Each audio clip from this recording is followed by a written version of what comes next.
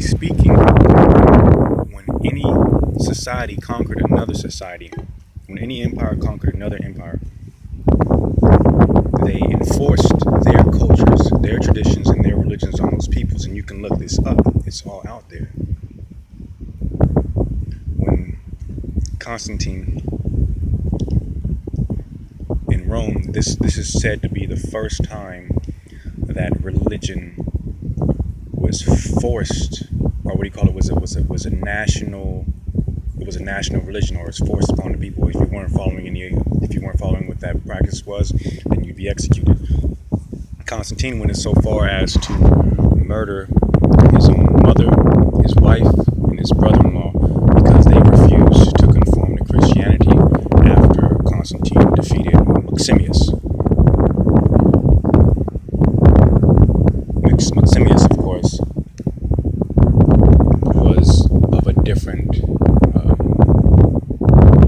subscription. Maximus was more about religious freedom and whatnot. Supposed I haven't done too much studies on Maximus himself, but because Constantine got the support of the small Christian population in Rome, it was about 10%. When he came into power, he forced everyone to be Christians. And then you see the same thing in with the Kemites, even the Kemites. I'm a Kemite representative.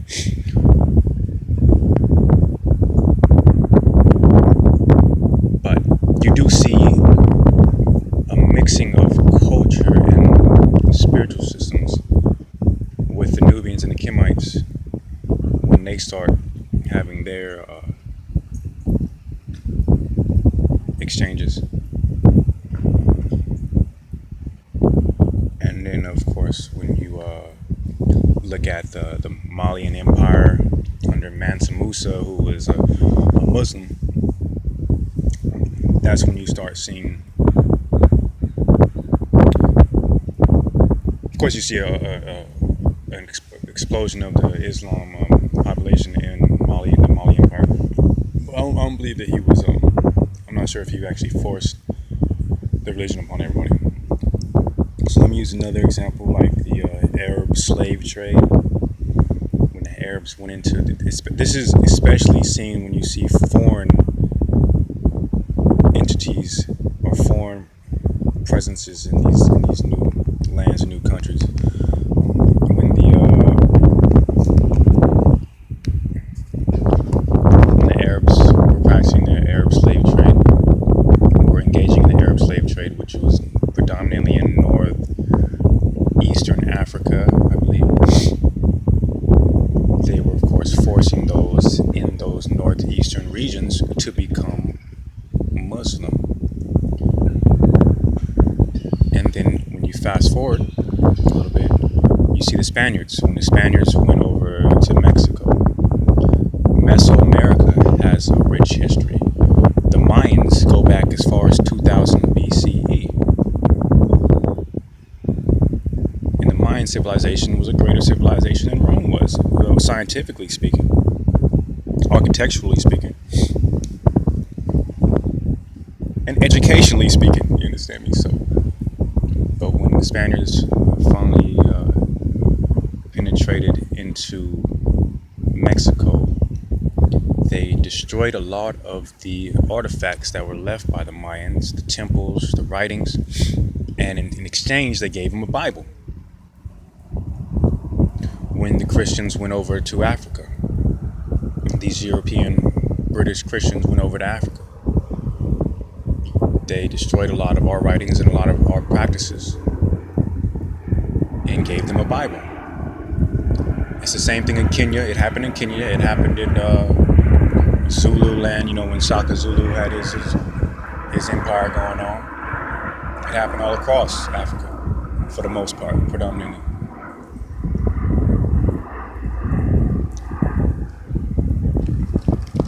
And then you can even see like the names that were given to these conquered nations. These are predominantly not names that these people call themselves. These are names that the European called them.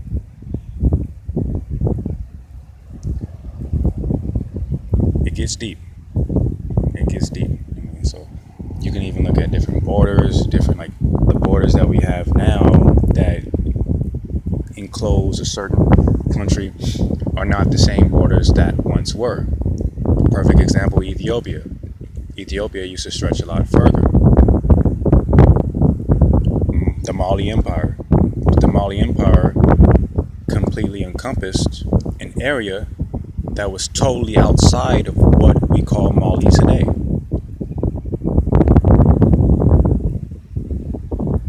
So I mean, this shit gets deep. All you gotta do really is just do your own research. Just look it up, man. You know, the Earth is not 6,000 years old.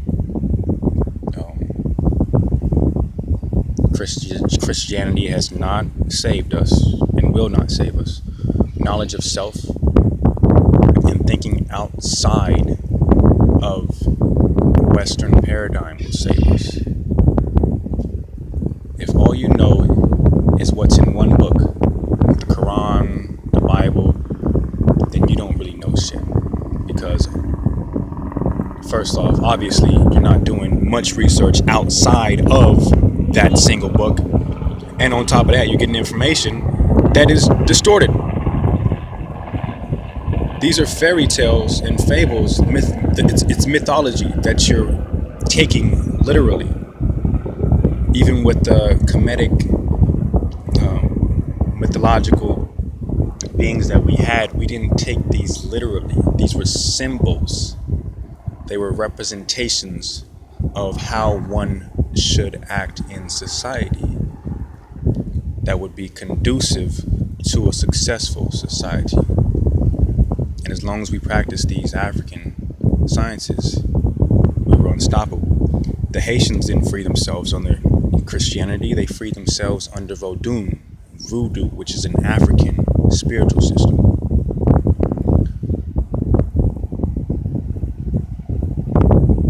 That's what it is, man. New Kemet all day, bro. Represent your ancestors, not your ancestors' enemies. So every time you pick up that Bible and you Bible thumping, you represent the gods of your ancestral enemies.